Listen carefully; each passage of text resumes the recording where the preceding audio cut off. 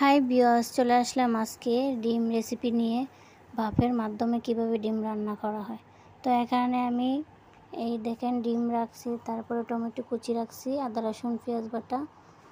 রসুন বাটা, তারপরে আমি এগুলাতে ডিম ভেঙে দিচ্ছি। এখন ভালো করে ডিমটা মাখিয়ে নিব একটু লবণ দিয়ে।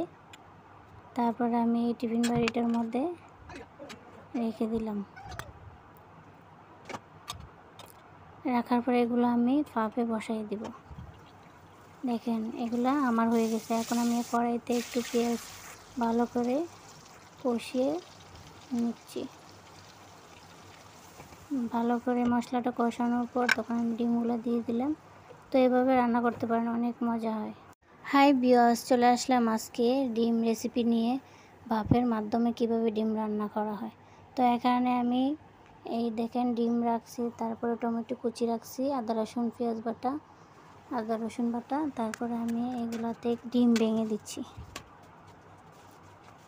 এখন ভালো করে ডিমটা মাখিয়ে নিব একটু লবণ দিয়ে। তারপরে আমি এই টিফিন বাটিটার মধ্যে রেখে দিলাম। রাখার পরে এগুলো আমি ভাপে বসাই দিব। দেখেন এগুলা আমার হয়ে গেছে। এখন আমি কড়াইতে একটু পেঁয়াজ ভালো করে কষিয়ে নিচ্ছি। ভালো করে মশলাটা কষানোর পর তখন আমি ডিমগুলো দিয়ে দিলাম। তো এভাবে রান্না করতে পারেন, অনেক মজা হয়।